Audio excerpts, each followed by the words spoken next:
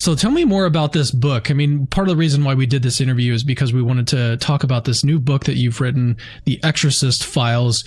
Have we talked about anything in this interview that is in the book, that may not be in the book? Just tell me a little bit more about the book in general, and then where people can actually go and find it and pick it up.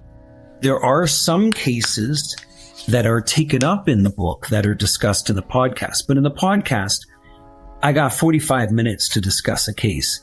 So I'm limited. But in the book, there is no limit. So I can render the entire account of the case.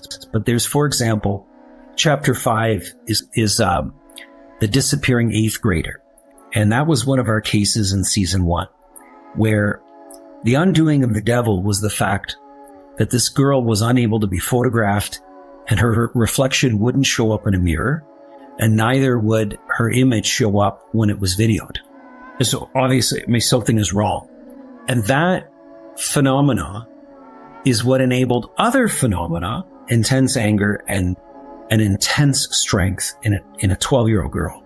That is what eventually ended up with the diagnosis of the demonic being present.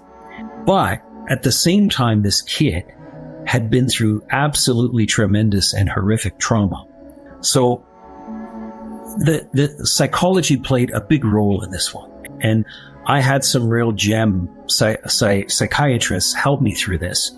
And they allowed her to see that certain experiences that she was having were not extra mental, that they were illusions.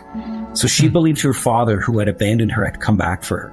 And it was of all of the cases, she was the one where a human wound and the existence of that wound led to, straight into a possession, because they were able to, manipulate her psychological wounding and make her and trick her into believing that experiences that were not real were real, and she was consenting to conversations and contents of conversations within that experience.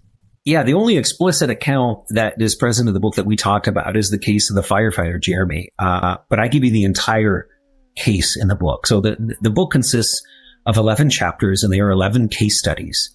And the reader is with me from the time that the call first came in, and is with me as I go through the process of rendering a diagnosis.